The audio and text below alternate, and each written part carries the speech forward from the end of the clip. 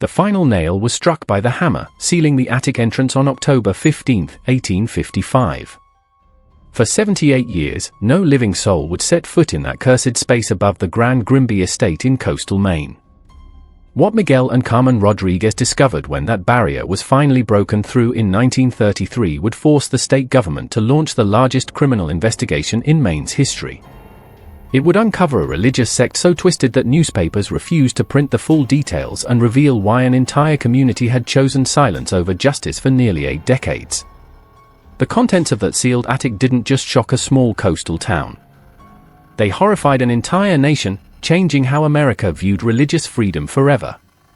Before we continue with the story of Beacon's Hollow and the house that harbored unspeakable secrets, please subscribe to The Truth Fear and hit the notification bell so our darkest historical mysteries never cause you to miss a one.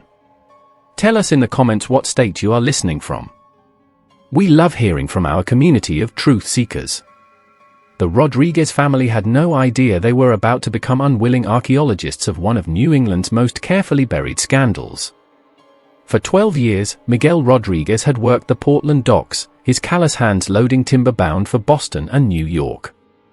His wife Carmen, daughter of Mexican immigrants who had settled in Texas before moving north, possessed a fierce determination that had carried them from a cramped tenement to the verge of their American dream. In the spring of 1933, as the Great Depression loosened its grip just enough to make hope possible, they had saved enough to purchase their first real home.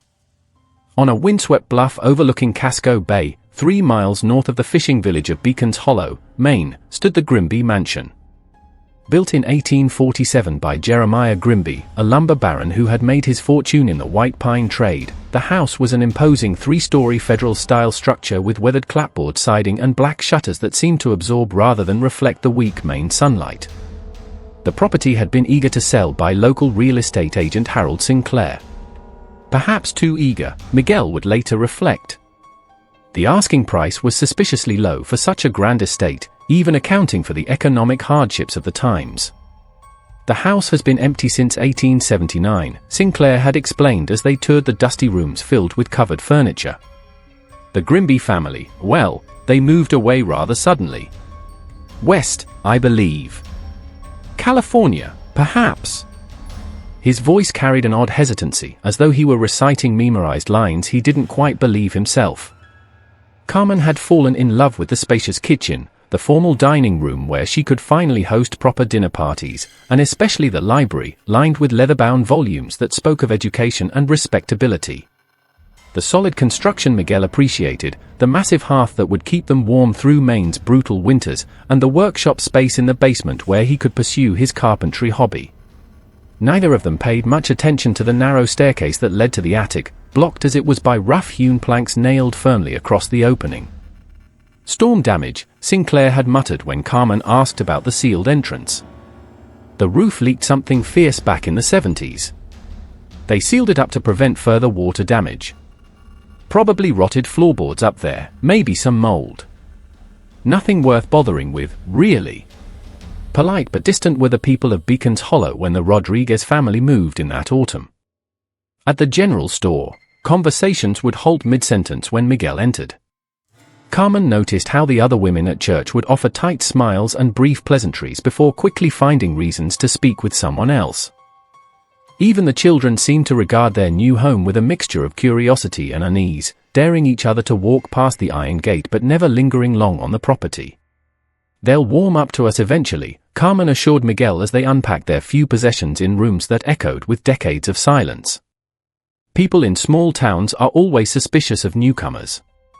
My mother told me the same thing happened to her family in San Antonio. But Miguel couldn't shake the feeling that the townspeople's reluctance went deeper than mere suspicion of outsiders. There was something almost fearful in their eyes when they looked toward the house on the bluff, as though they expected something terrible to emerge from behind those black-shuttered windows. Old-timers would cross themselves when they passed the property line, and more than once, Miguel had caught neighbors staring up at the sealed attic windows with expressions of barely concealed dread. The house itself seemed to hold its breath. Despite Carmen's efforts to fill the rooms with warmth, fresh curtains, polished wood, the aromas of her cooking, a persistent chill lingered in certain corners. The floorboards creaked in patterns that suggested footsteps when no one was walking. Doors that Carmen was certain she had left open would be found closed, and sometimes locked, though she could never remember turning the keys. It was during their second week in the house that they first heard the sounds from above. November rain drummed against the mansion's windows with the relentless intensity that only coastal Maine could deliver. Miguel sat by the library fireplace attempting to read by lamplight while Carmen worked on her embroidery in the adjacent chair. The grandfather clock in the hallway had just chimed 10 when they heard it. A soft scratching sound, rhythmic and deliberate, coming from directly overhead. Carmen's needle froze mid-stitch. "Did you hear that?" Miguel lowered his book, straining to listen. For a moment there was only the rain and the settling sounds of the old house. Then it came again. Scratch, scratch, scratch, followed by a pause. Then the sequence repeated. "Probably mice," Miguel said, though his voice lacked conviction. "Or squirrels that found a way in through the damaged roof." But the scratching was too regular, too purposeful to be made by animals. It seemed to follow a pattern, almost like someone tapping out a message in Morse code, though neither Miguel nor Carmen knew enough about telegraphs to interpret it. The sounds continued for nearly an hour, always from the same location above the library. Carmen tried to resume her needlework, but her hands trembled slightly, causing her to prick her finger and stain the white fabric with a drop of blood. Miguel pretended to read, but his eyes never left the ceiling, following the invisible source of the scratching as it moved in small circles, as though someone were pacing in a confined space. "Tomorrow, I'll get a ladder and take a look at that seal," Miguel finally announced, more to break the oppressive silence than from any real desire to investigate. "Maybe some of those boards have worked loose." Carmen nodded, but her dark eyes reflected the same unease that Miguel felt. The scratching had stopped as abruptly as it began, leaving them with the uncomfortable sensation that whatever had been making the noise was now listening to their conversation. The next morning dawned grey and bitter, with a wind that cut through clothing and sent dry leaves skittering across the barren ground like frightened creatures seeking shelter. Miguel positioned his ladder at the top of the main staircase and examined the boards that sealed the attic entrance. The wood was old but solid, secured with square head nails that showed no signs of loosening. No gaps were visible between the planks. Certainly nothing large enough for squirrels or even mice to squeeze through. "Well?" Carmen called from the bottom of the stairs. "Sealed tight as a coffin," Miguel replied, though he immediately regretted his choice of words. Something about the crude carpentry bothered him. The boards had been cut hastily, without the precision he would expect from a professional carpenter. Moreover, the wood was different from the rest of the house's interior trim, rougher, cheaper, as though whoever had done the work had been more concerned with speed than appearance. As he prepared to climb down, Miguel noticed something else that made him pause. Along the edge of one board, barely visible unless viewed from just the right angle, were dark stains that looked disturbingly like dried blood. Not the rust-colored residue that might result from bleeding knuckles during construction, but deliberate droplets that had splattered and been absorbed into the wood grain. That evening, the scratching returned. This time it was accompanied by what sounded like muffled voices. Not words they could distinguish, but the cadence and rhythm of human speech. Carmen clutched Miguel's arm as they sat in the parlor, both of them staring at the ceiling as though they could see through the plaster and wooden beams to whatever was trapped in the darkness above. "We should call someone," Carmen whispered. "Who?" "The sheriff." Miguel shook his head. "And tell him what?" "That we think we hear ghosts in our attic." But even as he dismissed her suggestion, Miguel was already planning his next move. Tomorrow he would purchase a crowbar and pry those boards loose. Regardless of what Harold Sinclair had said about storm damage and rotted floorboards, whatever was up there, whether rats, squirrels, or something else entirely, he was going to find out. He had no idea that his decision would unleash secrets that had been festering in the darkness for nearly 8 decades. Secrets that would transform their dream home into the center of a nightmare that would haunt them for the rest of their lives. Surprisingly difficult to access were the town records. When Miguel visited the Beacon's Hollow Municipal Building the following Monday, he found the clerk, a nervous man named Tobias Fletcher, reluctant to discuss the Grimby family or provide access to historical documents from the 1850s. "Now, Mr. Rodriguez," Fletcher said, adjusting his wire-rimmed spectacles with shaking fingers, "you have to understand that some of those old records are in pretty poor condition. Water damage, you know, mice, not really suitable for public viewing." But Miguel had dealt with reluctant bureaucrats before. A combination of persistence and a crisp $5 bill eventually convinced Fletcher to retrieve a dusty ledger from the basement archives. A picture of the Grimby family that was both fascinating and deeply troubling was painted by the records. Jeremiah Grimby had arrived in Beacon's Hollow in 1845 with his wife Rebecca and their 7 children: Ezekiel, Patience, Charity, Hope, Faith, Temperance, and little Josiah. Prosperous from the beginning, the family appeared, purchasing prime land and constructing their mansion with remarkable speed. Jeremiah's lumber business thrived, and he quickly became one of the area's most influential citizens, serving on the town council and contributing generously to local causes. But disturbing gaps were in the official records. Between 1852 and 1855, 3 of the Grimby children, Charity, Hope, and Temperance, simply vanished from all documentation. No death certificates, no burial records, no mention of them moving away or marrying. They existed in the 1850 census and then disappeared from history as completely as if they had never been born. Families moved around a lot back then, Fletcher offered weakly when Miguel pointed out the inconsistency. Maybe they went to live with relatives. Disease took a lot of children in those days. But Miguel noticed that Fletcher's hands were trembling as he spoke, and the man kept glancing toward the door, as though he expected someone to burst in and catch them discussing forbidden topics. Further research revealed that Jeremiah Grimby had been involved with a religious movement called the Purification Brotherhood, a sect that had emerged from the Second Great Awakening but had developed increasingly extreme interpretations of Christian doctrine. The group believed that physical suffering in this world was necessary to achieve spiritual purity and that parents had a divine obligation to ensure their children's souls were cleansed through trials that would prepare them for eternal salvation. Throughout New England, the Brotherhood had attracted followers.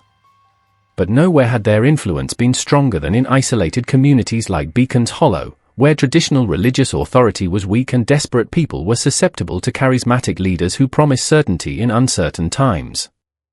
The most prominent supporter of the sect in coastal Maine had become Jeremiah Grimby, hosting meetings in his mansion and contributing substantial sums to their cause.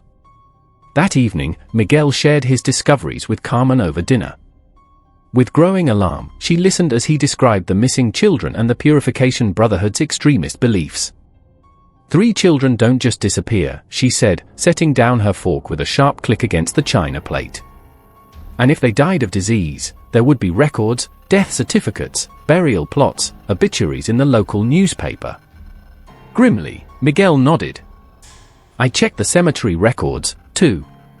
No Grimby children buried there after 1851.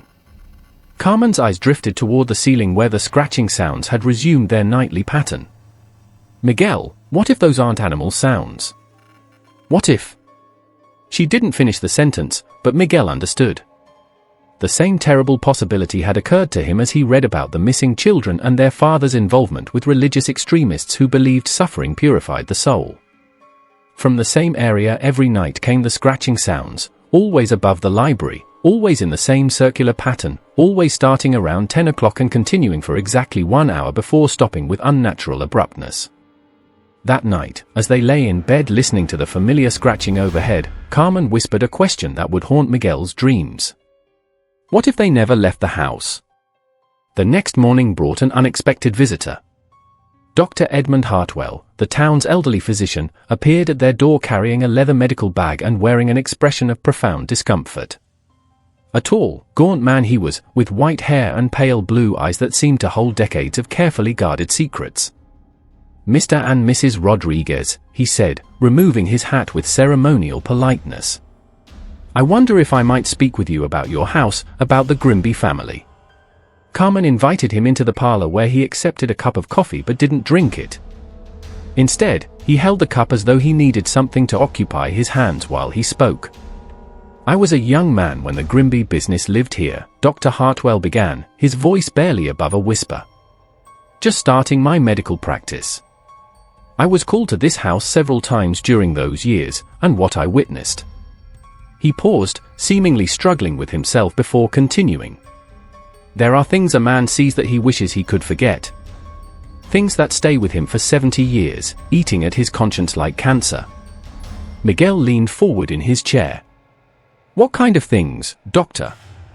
The old man's hands trembled as he set down his untouched coffee. Often ill were the Grimby children, malnourished, covered in welts and burns that Rebecca claimed were accidents, though no child could be so consistently careless. Jeremiah explained their condition as necessary discipline, purification rituals mandated by their faith. He quoted scripture to justify practices that would horrify even the most hardened criminal. A chill that had nothing to do with the November weather was felt by Carmen. What happened to the missing children, doctor? Dr. Hartwell closed his eyes as though the memory was too painful to face directly. I was called here one final time in October of 1855. Rebecca Grimby was hysterical, claiming that Jeremiah had finally achieved the divine revelation he had been seeking. She led me upstairs to the attic where his voice broke completely. When he continued, it was in a whisper so soft they had to strain to hear him. There are sins so terrible that God himself turns away in revulsion. What Jeremiah Grimby did to his own children in the name of salvation. No parent, no human being should be capable of such cruelty. Abruptly, Dr. Hartwell stood as though he could no longer bear to remain in the house where those horrors had unfolded. The town leaders decided it was best to seal away what had been done, to let the dead rest and protect the living from knowledge that would serve no purpose except to spread more pain. But you have a right to know what you've bought. You have a right to make your own choice about whether to let sleeping devils lie. As he reached the door, the old doctor turned back one final time. Whatever you decide to do, be careful. Some doors, once opened, can never be closed again. Everything was changed by the doctor's visit. What had begun as curiosity about strange sounds in their new home had transformed into a moral obligation to uncover the truth about the Grimby children. Miguel could no longer pretend that the scratching sounds were made by animals, and Carmen found herself unable to sleep in a house where children had suffered unimaginable torment. They spent the following days researching everything they could find about the Purification Brotherhood and its practices. Disturbing accounts of the sect's activities throughout New England were yielded by the Portland Public Library. Members believed that children were born tainted by original sin and required increasingly severe purification rituals to achieve spiritual cleansing. These began with extended fasting and prayer sessions but escalated to physical trials designed to test faith through suffering. Contemporary accounts describe children being forced to kneel on dried corn kernels for hours while reciting prayers, being subjected to ice baths in winter to freeze out impurities, and enduring ceremonial beatings with switches blessed by sect leaders. The Brotherhood's founder, a charismatic preacher named Elias Whitman, proclaimed that parents who spared their children from necessary suffering were condemning their souls to eternal damnation. Most disturbing were reports of children who had died during purification rituals, deaths that were celebrated by sect members as evidence of successful spiritual cleansing. The children had achieved such perfect purity, according to Brotherhood doctrine, that God had called them home to heaven rather than allow them to be corrupted by further earthly existence. As she read these accounts by lamplight in the library, Carmen said, "It's not possible. No parent could do such things to their own children, not even in the name of religion." But Miguel had grown up hearing stories of religious extremism from his grandmother, who had fled Mexico during the Cristero War. He understood how faith, twisted by fear and fanaticism, could justify the most horrible acts. People can convince themselves of anything if they believe their children's eternal souls are at stake, he said quietly. They can make themselves believe that temporary suffering is a small price to pay for infinite salvation. That night, the sounds from the attic changed. Instead of the rhythmic scratching they had grown accustomed to, they heard what sounded unmistakably like children crying. Not the loud, demanding wails of healthy children, but the weak, hopeless sobbing of those who had learned that no one would come to comfort them. Openly, Carmen wept as she listened, her maternal instincts triggered by sounds that seemed to pierce through wood and plaster to reach directly into her heart. "We have to open that attic," she whispered through her tears. "Those children deserve better than to be forgotten and sealed away like shameful secrets." Miguel nodded, though part of him dreaded what they might find. Dr. Hartwell's warning echoed in his mind. Some doors once opened can never be closed again. But the alternative, continuing to live above the remains of murdered children while pretending ignorance, had become unthinkable. They decided to wait until Saturday when Miguel wouldn't have to work the next day, and they would have time to properly deal with whatever they discovered. Practical preparations were spent by Carmen making in the intervening days, purchasing candles, gathering cleaning supplies, and steeling herself for horrors that no amount of preparation could truly make bearable.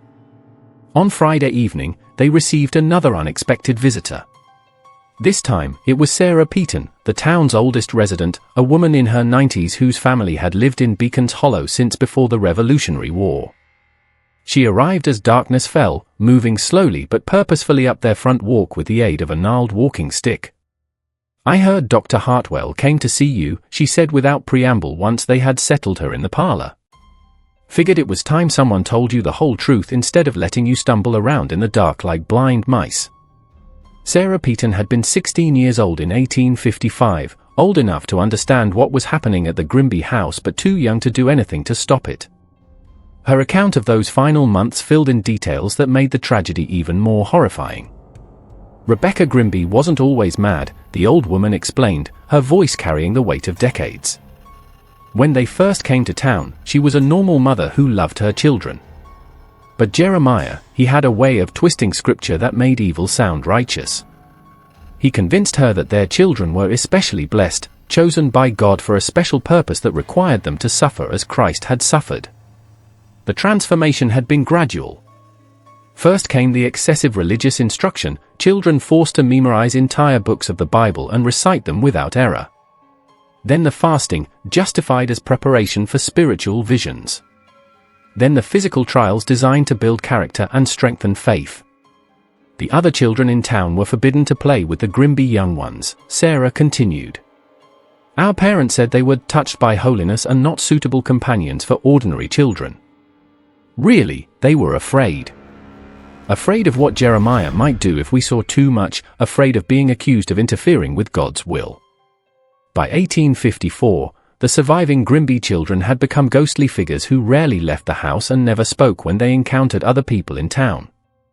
Their clothes hung loose on increasingly thin frames, and their eyes held a haunted quality that disturbed even the adults who glimpsed them. "The last time I saw little Temperance," Sarah whispered, tears flowing down her weathered cheeks. She couldn't have weighed more than 40 pounds, and she was 12 years old. She looked at me with those hollow eyes and mouthed the word help. But there was nothing a 16-year-old girl could do against a man like Jeremiah Grimby. The end had come in October 1855 during what Jeremiah called the final purification. He had announced to the remaining members of the Purification Brotherhood that God had revealed to him the ultimate test of faith, a ritual that would guarantee his children's immediate ascension to heaven. The ceremony was to take place in the mansion's attic, which Jeremiah had converted into a sacred space for the most important religious observances. 3 children went up to that attic on October 14th, Sarah said, her voice breaking. None came down alive. Jeremiah claimed it was a miracle that his children had been taken directly to heaven without experiencing death. Rebecca? Rebecca couldn't speak coherently after that. She just rocked back and forth, holding her remaining children and whimpering like a wounded animal. The town leaders had faced an impossible choice. Jeremiah Grimby was wealthy, influential, and technically within his legal rights as a parent to discipline his children as he saw fit. The concept of child abuse as a criminal matter didn't exist in 1855 law. Moreover, bringing charges would require testimony that would expose the entire community's complicity in allowing the tragedy to unfold.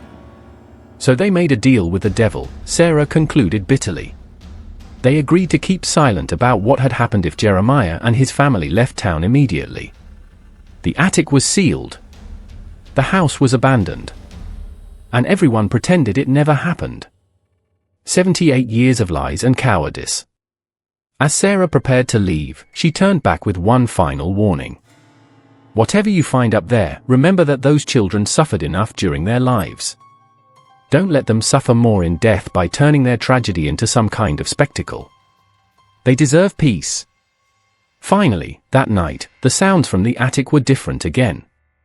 Instead of crying or scratching, they heard what sounded like children singing hymns in voices so weak and thin, they seemed to come from another world entirely. The melody was beautiful but heartbreaking, a lullaby that spoke of hope deferred and innocence destroyed.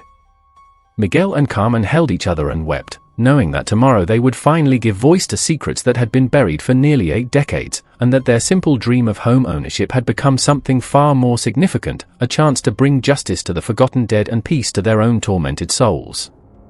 Grey and oppressive, Saturday morning arrived with storm clouds gathering over Casco Bay and a wind that seemed to carry whispers of old tragedies.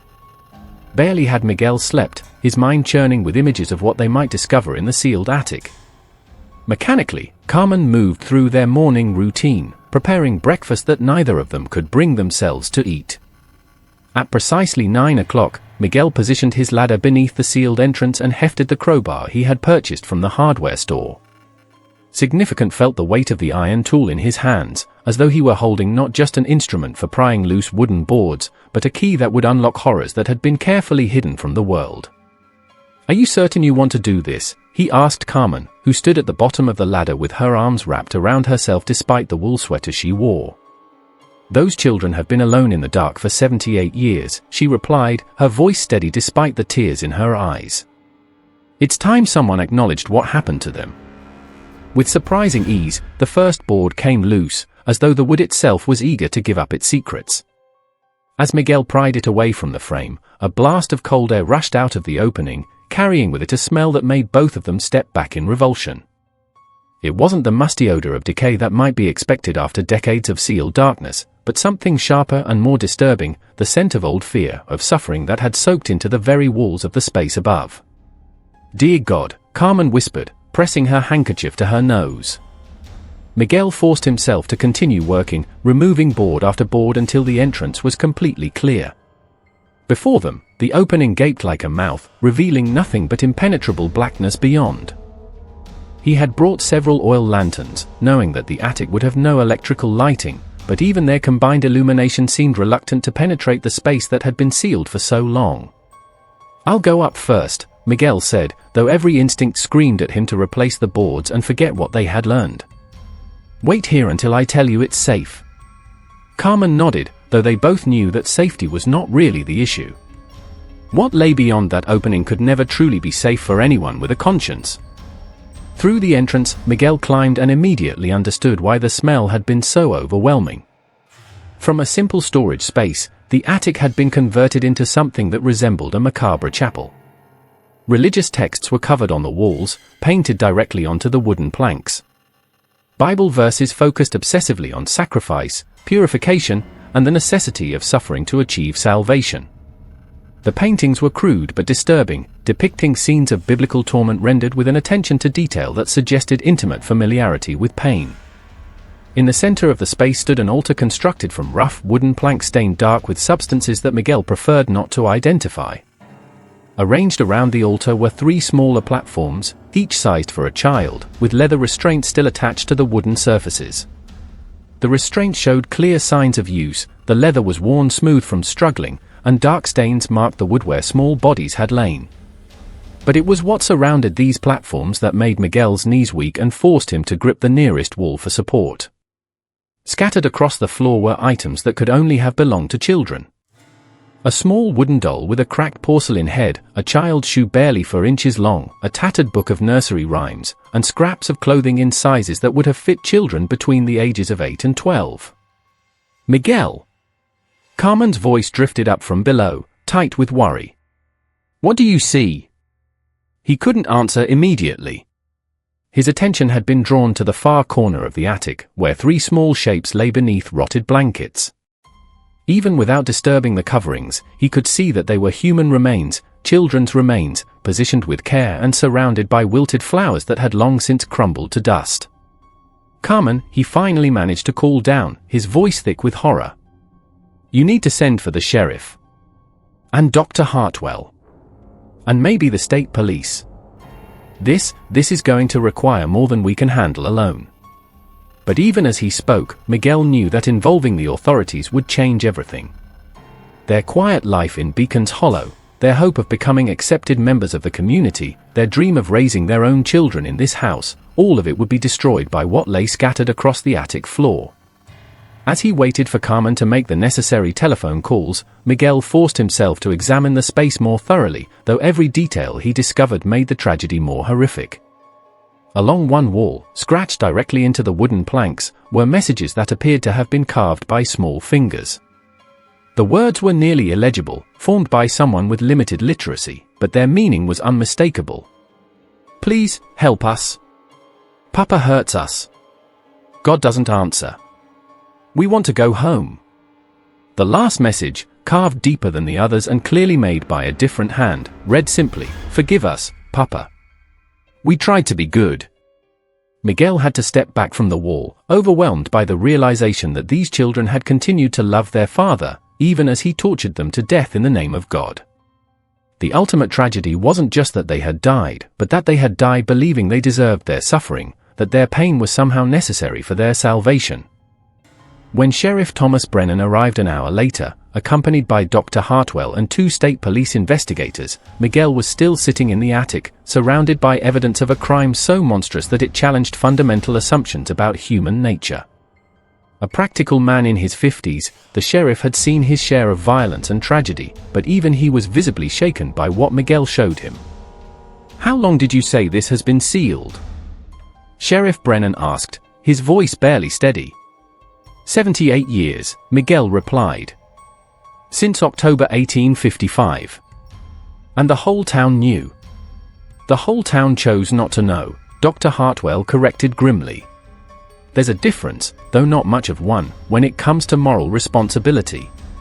More clinical in their approach were the state investigators, photographing the scene and cataloging evidence with professional detachment that Miguel envied. But he noticed that even they spoke in hushed voices and avoided looking directly at the children's remains for longer than necessary. As the afternoon wore on, more people arrived. The coroner came to examine the bodies, confirming what everyone already knew but needed to have documented officially. A representative from the state attorney general's office appeared to discuss the legal implications of discovering evidence of crimes committed before living memory. Even a reporter from the Portland newspaper showed up, drawn by police radio chatter about a major criminal investigation in the quiet coastal town. Just when we thought we'd seen it all, the horror in Beacon's Hollow intensifies. If this story is giving you chills, share this video with a friend who loves dark mysteries. Hit that like button to support our content, and don't forget to subscribe to never miss stories like this. Let's discover together what happens next. By evening, the Grimby mansion had become the center of a media storm that would eventually reach newspapers across the country. But for Miguel and Carmen Rodriguez, the attention was secondary to a more immediate concern. They were now living in a house where 3 children had been murdered, and they had to decide whether they could continue to call it home. The discovery that would change everything came on the 3rd day of the investigation when state archaeologist Dr. Patricia Henley made a finding that shocked even the hardened investigators who had been documenting the attic crime scene. While carefully excavating around the children's remains, she uncovered a metal box that had been hidden beneath the floorboards, a container that held documents which revealed the full scope of the Grimby family's descent into madness. The box contained Rebecca Grimby's personal diary, written in a careful feminine hand that gradually deteriorated over the months leading up to the final tragedy. The early entries painted a picture of a devoted mother struggling to understand her husband's increasingly extreme religious convictions. March 15, 1853. Jeremiah says the children must fast for 3 days to prepare their souls for the coming purification. Little Temperance cries from hunger, but he insists this is necessary. "I gave her bread in secret, though I fear God will punish me for interfering with his plan." April 2, 1853. Charity fainted during morning prayers. Jeremiah says this proves her spirit is weak and requires stronger measures. He has built something in the attic, an altar where the children can be properly cleansed. "I do not understand, but scripture teaches that wives must submit to their husband's wisdom." As the entries continued, they documented Rebecca's gradual transformation from concerned mother to willing accomplice in her children's torment. Jeremiah had convinced her that their children were specially chosen by God for a holy purpose, that their suffering was not cruelty but divine blessing that would guarantee their eternal salvation. June 10, 1854. Hope asked me why God wants her to hurt so much. I told her what Jeremiah explained, that Jesus suffered for our sins, so we must suffer to be worthy of his sacrifice. She nodded and didn't cry when Jeremiah applied the purification marks to her arms. She is becoming so holy, so pure. I am proud of her strength. The most disturbing entries came from the weeks immediately before the final tragedy, when Rebecca had become completely convinced that her husband's actions were divinely inspired. October 1, 1855. Jeremiah has received the ultimate revelation. God has shown him the perfect purification ritual that will take our remaining children directly to heaven without the corruption of natural death. They will not suffer as others do in dying, but will be transformed instantly from earthly flesh to heavenly spirit. What a blessing to have been chosen for such a miracle. October 10, 1855. The children are frightened, but I have explained that their fear is only earthly weakness that will be burned away in the final purification. Charity asked if it will hurt, and I told her that all pain is temporary but heaven is eternal. Jeremiah says the ceremony must take place on the 14th when the moon is dark and God's attention is focused on our sacrifice. But it was the final entry, written in a shaking hand and blotted with what appeared to be tears, that revealed the moment when Rebecca's delusion finally cracked. October 15, 1855. They are gone. My babies are gone. Jeremiah says they are in heaven. That God took them directly without letting them experience death. But their bodies, their poor little bodies. I can hear them crying in the darkness, calling for their mama. But when I go to them, they do not answer. Jeremiah says I must not disturb their ascension, that they are becoming angels. But they look so cold and still. What have we done? What have I allowed to happen? The other children hide from us now. Ezekiel will not speak and Patience rocks herself in the corner like a broken doll. I see the horror in their eyes when they look at their father, when they look at me. We have become monsters in the name of God. Jeremiah is packing our belongings. He says we must leave quickly before the earthly authorities interfere with God's plan. The town leaders came today, Deacon Williams and Magistrate Foster. They spoke with Jeremiah privately, and I heard raised voices through the door. When they left, Jeremiah's face was terrible to behold. He says we will go west to California where we can start anew. I wanted to take my babies with us, but Jeremiah forbids it. He says their bodies are merely empty vessels now that their souls have already departed for heaven. He has sealed the attic where they lie and hammered boards across the entrance. Let the dead bury the dead, he quoted. But these are not dead strangers. These are our children, our precious little ones who trusted us to protect them. The diary revealed additional horrors that the investigators had not yet discovered.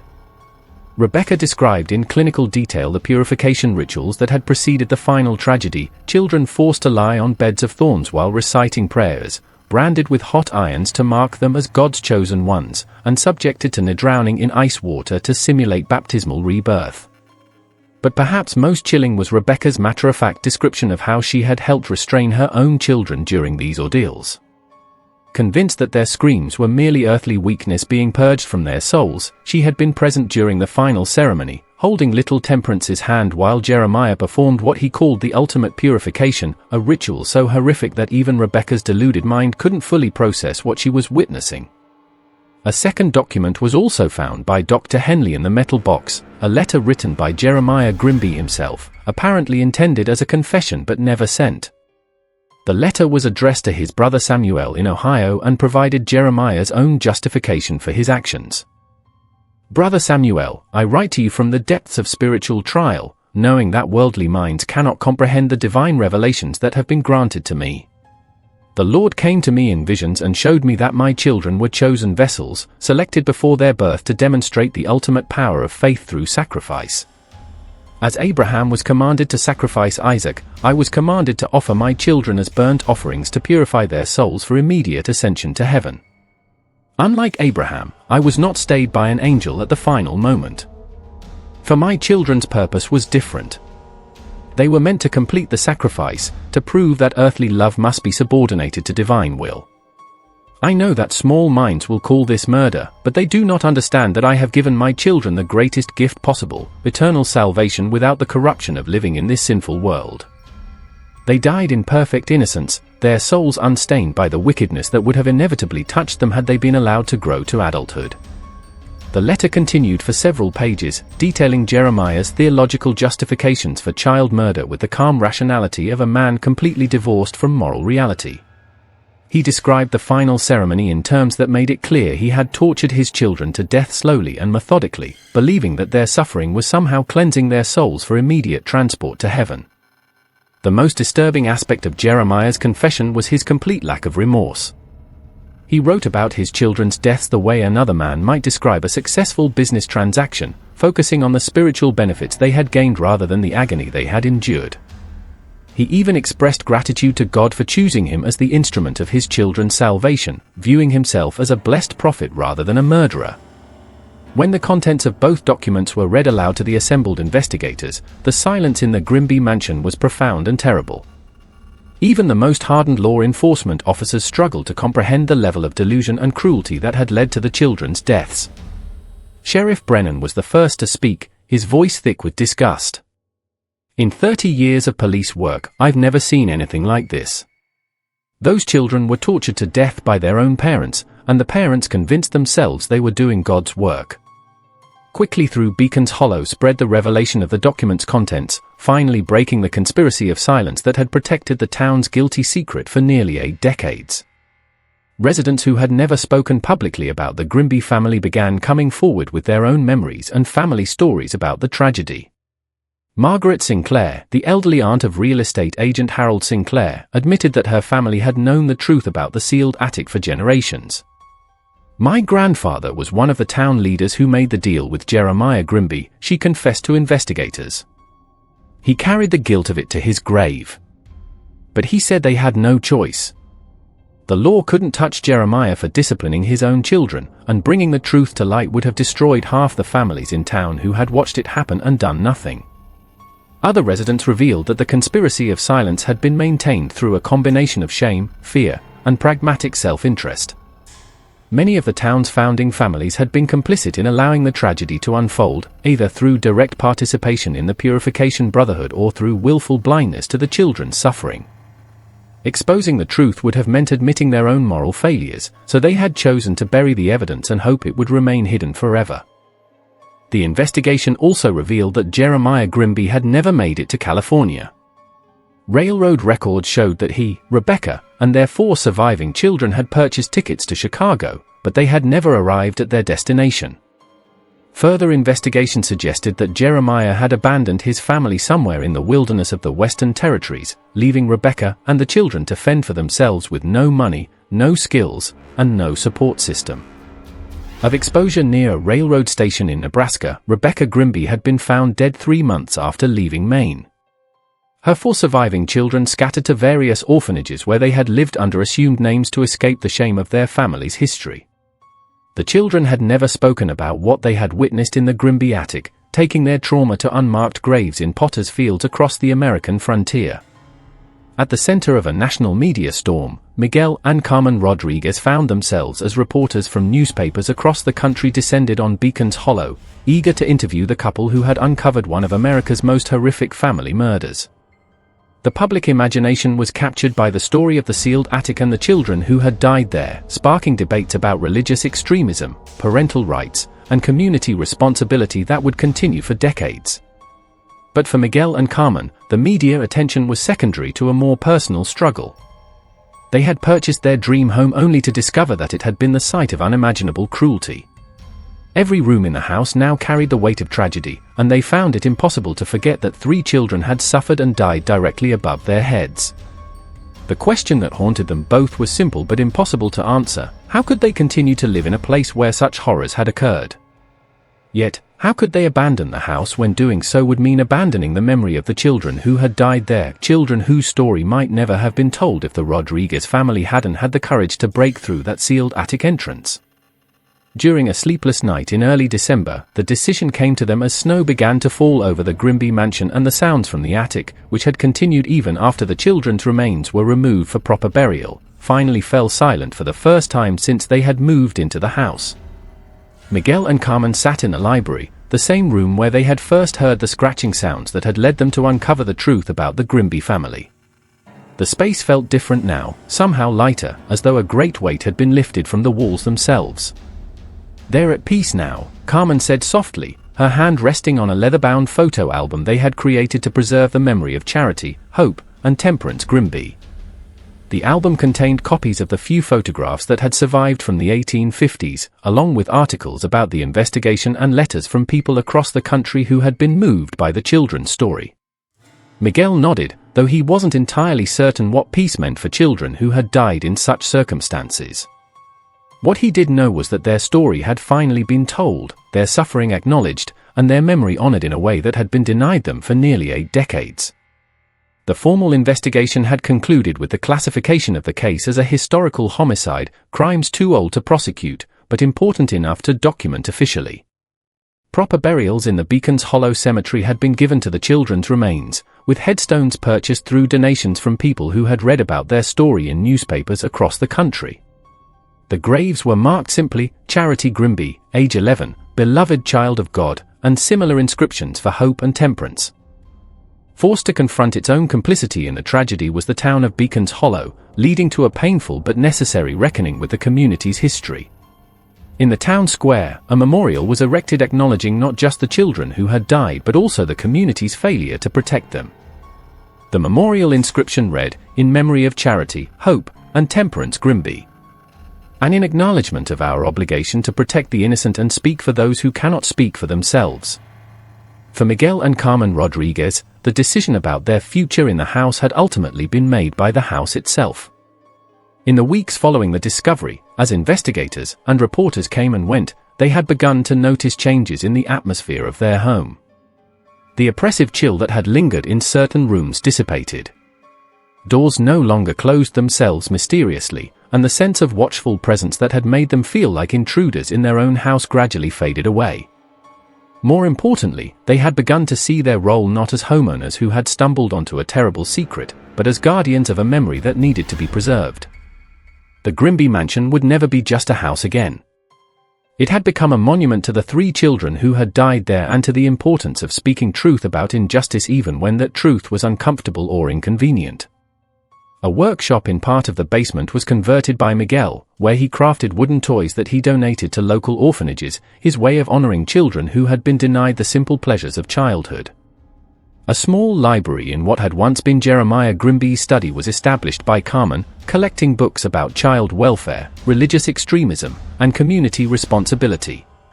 Resources that she made available to researchers, social workers, and anyone else interested in understanding how such tragedies could be prevented.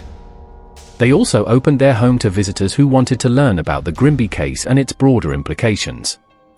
School groups, college students, and researchers came to hear first-hand accounts of the investigation and to understand how a community's silence had enabled horrific crimes to go unpunished for decades. Miguel and Carmen never charged for these visits, viewing education as their obligation to the children whose story they had helped bring to light. Eventually faded the media attention, as it always does, but the impact of the Grimby case continued to resonate in unexpected ways. The story inspired changes in child protection laws in several states, contributed to academic research on religious extremism in American history, and became a case study used in social work programs to illustrate the importance of community intervention in cases of suspected child abuse. On the first anniversary of their discovery, a memorial service in their home for the Grimby children was held by Miguel and Carmen. The service was attended by Dr. Hartwell, Sarah Peaton, and dozens of other community members who had been touched by the children's story. As they stood in the room directly below the attic where the children had died, Carmen read aloud the names of Charity, Hope, and Temperance Grimby, ensuring that they would be remembered not as victims of a sensational crime, but as individual children whose lives had mattered. The service concluded with the planting of 3 small oak trees in the front yard of the mansion, trees that would grow and flourish long after everyone who remembered the tragedy had passed away. Miguel and Carmen had chosen oak trees specifically because of their longevity and strength, qualities they hoped would symbolize the enduring importance of protecting children and speaking truth about injustice. Years later, when Miguel and Carmen were old and their own children had grown and moved away, they would still receive letters from people who had been moved by the Grimby story. Some were from parents who credited the case with helping them recognize signs of abuse in their own communities. Others came from survivors of childhood trauma who found comfort in knowing that the suffering of the Grimby children had not been forgotten or ignored. But perhaps the most meaningful correspondence came from a genealogist who had tracked down descendants of Ezekiel Grimby, one of the surviving children who had been scattered to orphanages after Rebecca's death.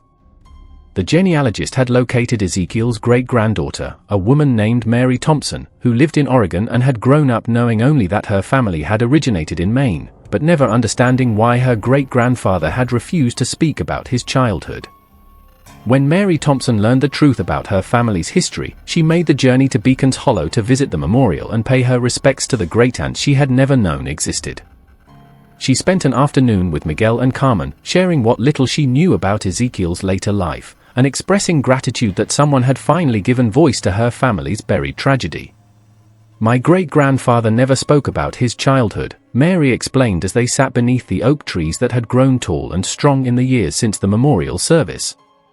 "But he had nightmares his entire life, and he could never bear to hear children crying. Now I understand why." He carried the weight of what he had witnessed, the guilt of being one of the survivors for 80 years without ever being able to share that burden with anyone. As the sun set over Casco Bay on that autumn evening, Miguel and Carmen Rodriguez reflected on the strange path that had brought them from Mexican immigrants seeking the American dream to guardians of one of America's darkest family secrets.